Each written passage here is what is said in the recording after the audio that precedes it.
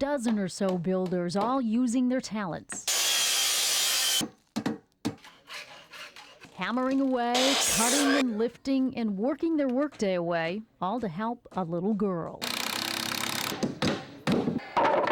These volunteers from the Home Builders Association are building a wheelchair ramp for a child they barely know. It makes me feel good to help other people out, and especially people that are in such, have such a hard time in life, and financially and physically. Swing around the other way. Swing. There you go. In the 5 hours it takes to build this ramp, these men also build character and friendship.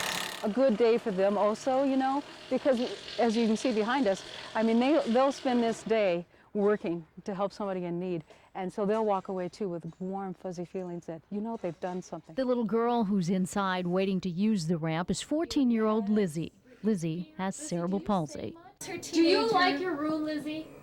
Yeah? Do you like your room? It is beautiful, don't you think? Kind of. She's a very special, beautiful 14-year-old girl. She came into my life at the age of 3. We adopted her, and she's just an amazing child. Lizzie can't really walk or speak, but her mom knows exactly how to communicate with her. In this way, then you're ready to go. Lizzie knows the crew outside is doing all this on their workday just for her. So grateful. I'm just so grateful. This whole process has been a major miracle for Lizzie and myself, because I know that there are good people out there. The Home Builders Association, working with the United Way, builds a couple of ramps each year, and this one was desperately needed. This family has struggled with this wheelchair ramp, and Lizzie and her mother both have fallen off. That old ramp is gone, and now, thanks to some helping hands, a new ramp will take Lizzie and her mother wherever they want to go. Your new ramp! Yay! Her new ramp!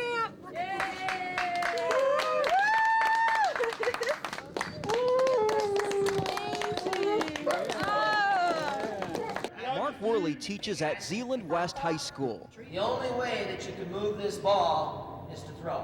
Right now, his #1 homework assignment is his ailing sister. Terry Siebertson is her name, and she is stage 4 with cancer. She was diagnosed with breast cancer 6 years ago, went into remission after treatment, and it has since returned.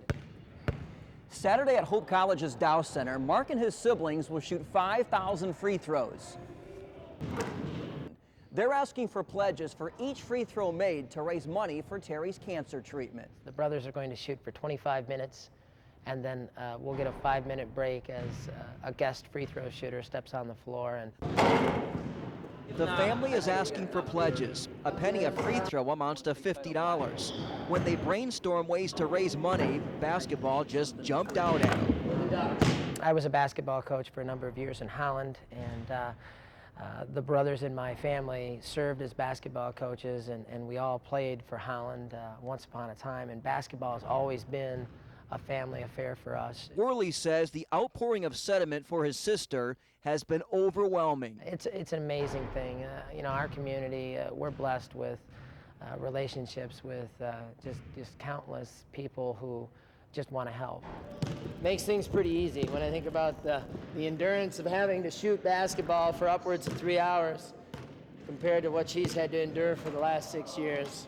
Mark says he hasn't practiced much, but his motivation will more than make up for his rustiness. As brothers, we have a tendency to be a little bit competitive, so there will be a gentleman's wager on which brother can accumulate the most free throws. Sarah Morgan has a new best friend. This one's the one that kissed me and loved me more than any of the others. A cockatiel she named Ryan. Her last cockatiel, Teddy, died suddenly 2 years ago. She was devastated. Thank goodness. But her mom knew having a pet would help Sarah with her Asperger's. She's got a lot of things going on in her head all at the same time, like 10 or 15 things going on, and she's thinking so many things. It kind of calms her down, doesn't get her upset. It makes her kind of totally relax and be a normal kid. Step up. So they went to Pet Supplies Plus, where they met bird lover and store manager Irina Reese. They told Reese about Sarah's unique need. We haven't named him. So I got the little bird out, and I get them out all the time, but this little bird took to her. Problem was, that particular kind of cockatiel cost about $120. Sarah's mom had recently lost her job and could only hope relatives might be able to help her make payments. Reese offered a discount, even $10 of her own money. The Morgans said they'd be back. That bird has never given anybody a kiss before. But Sarah's story and her connection with the bird stayed with Reese. Are you finding everything okay, sir? So much so, she talked about it the rest of the day. One customer was especially touched. Well, he said, I would like to help. And I looked at him and I said, what? He said, I would like to pay the balance on the bird. Lori Morgan will never forget what happened when they came back in. She said, well, the bird was sold, and we were so upset. And she says, no, you don't understand. The bird was sold to you. Good boy. Sarah still can't believe someone they don't even know paid all that money to bring Ryan into her life. Pretty cool, because it really never happens. If that person's out there, please, I want to meet you so much, and I want to thank you, and my daughter wants to thank you. It's so great. Step up. Generosity the Morgans won't soon forget. Good boy. The bounce of a basketball, one of Satara Washington's favorite sounds. I've been playing organized basketball since the 2nd grade, and I really started taking it seriously in 8th grade. She's a senior at Loy Norris High and also a star player on the women's basketball team. I like basketball because it's a contact sport. I love contact. It's fun, and it's an adrenaline rush for me. To her, news of a potential schedule switch is a bad idea. I think it'd just be chaos here. What we want to do is turn and box out. A concern her coach Damian Smith also has, especially for athletes at lower-ranked schools. That lower schools that are a lot smaller won't have the facilities needed with the switch, and also my concern will be a shortage of referees. As far as the opportunities for his players, he says it's not an issue. We had numerous college coaches in the gym recruiting our girls.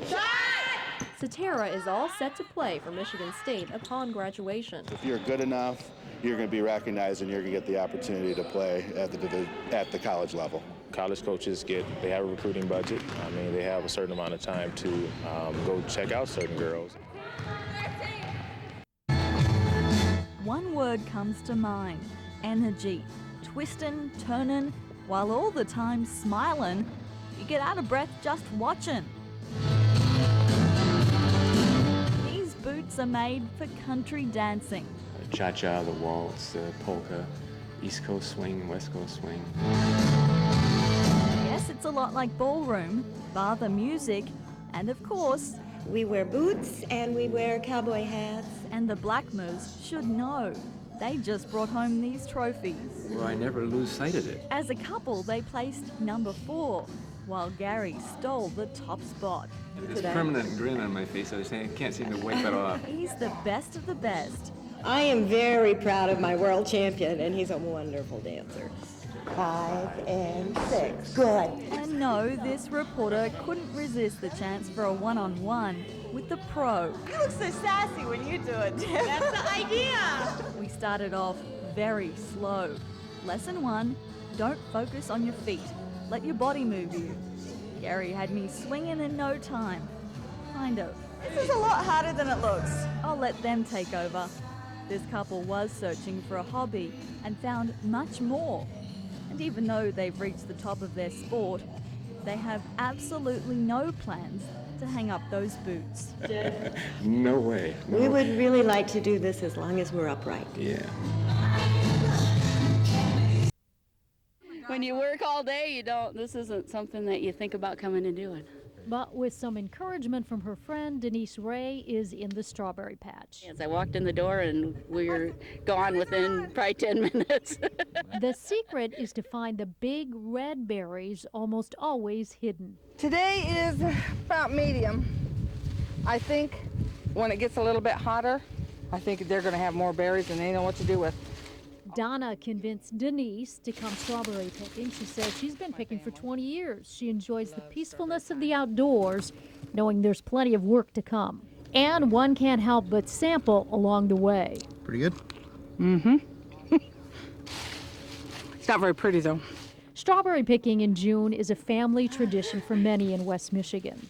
Go. Get down here. You can do it. Carol and Liz brought their children today. School's out. We've been inside forever. We're done with that. We want to get out and get in the weather. I said it's tradition, you know. We just do it for being together and having food to eat. They're heavy and sweet. They're usually underneath. And now to enjoy the fruits of their labor. It's heavier than that one right there. For the farmer growing these strawberries, it's another successful day. For the families picking, it's a time-honored tradition, a chance to share the afternoon and indulge a little in the sweet life.